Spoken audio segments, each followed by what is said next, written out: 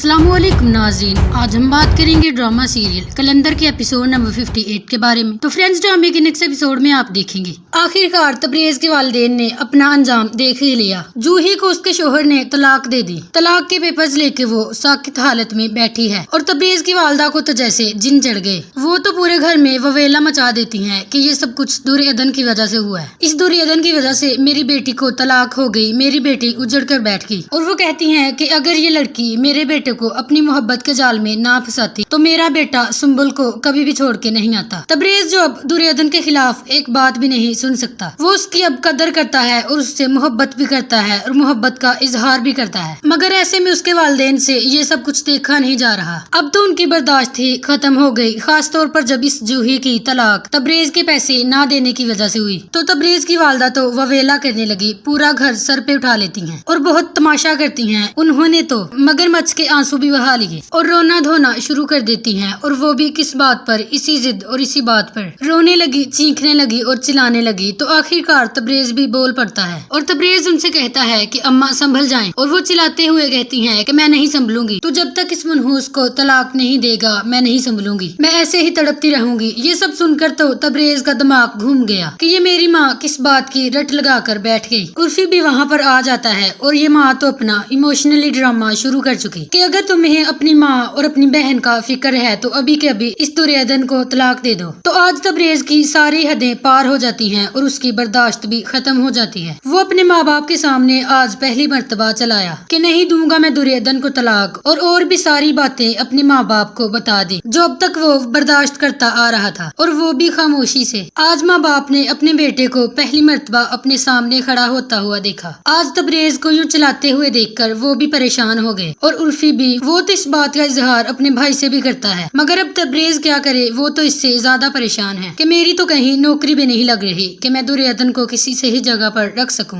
फिर यूं ही कुछ देर के बाद सुंबुल के वालिद की तबरेज के पास कॉल आ जाती है। हाल अहवाल पूछने के बाद वो उनसे वजह पूछता है कि कोई काम था, और उसी वक्त वो उसे टोकते हैं कि इतनी बेगानगी के साथ मुझसे बात मत करो, क्योंकि सुंबुल के वालिद को अब अकल आ चुकी है कि उन्होंने दुर्योधन और तबरेज की जिंदगी के साथ क्या कुछ नहीं किया। अब हो सकता है कि यहाँ पर सुंबुल के वालिद अपनी गलती का अजाला करने के लिए अपनी सारी दौलत तबरेज के नाम कर दे, जबकि व्यूवर शफक ने अपने गुनाहों की सजा बहुत बड़ी काटी। जितना कसूर उसका था नहीं, उससे ज्यादा उसने सजा काटी। उसका शोहर जो शकी मिजाज तो है ही, आज उस पर हाथ भी उठा लेता है और तो और वो फिर उस पर शक करने लगा। खैर फिर कुछ देर के बाद ये शफक भी इस कैद से रिहा हो जाएगी और वापस उसकी शादी उर्फी से होगी। जबकि व्यूवर जो सजा शफक ने काटी, असल हकदार तो इसकी जूही थी। ये जूही को इसके जैसा शोहर मिलना चाहिए था। खैर अब शोहर ने तलाक दे दी और वो उजड़ चुकी है, तो ऐसे में तबरेज जिसकी वापस में नौकरी हो चुकी है, या फिर ये भी हो सकता है कि सुंबुल के वालिद ने उसे बुलाया हो कि कम से कम मेरी नौकरी ही एक्सेप्ट कर लो। वैसे तो वो अपनी जायदाद इसके नाम कर देंगी और सुंबुल की बेटी भी दुर्योधन की होगी। लेकिन फ्रेंड्स, आप इसके मुतालिक क्या राय रखते हैं, हमें अपनी कीमती राय से आगाज जरूर कीजिए। और अगर आपको हमारी ये वीडियो अच्छी लगी तो इस वीडियो को लाइक और हमारे चैनल को सब्सक्राइब कर दें और साथ मौजूद घंटी के निशान को दबा दें ताकि मजीद अच्छी वीडियोज की नोटिफिकेशन आप तक पहुँच सके। शुक्रिया।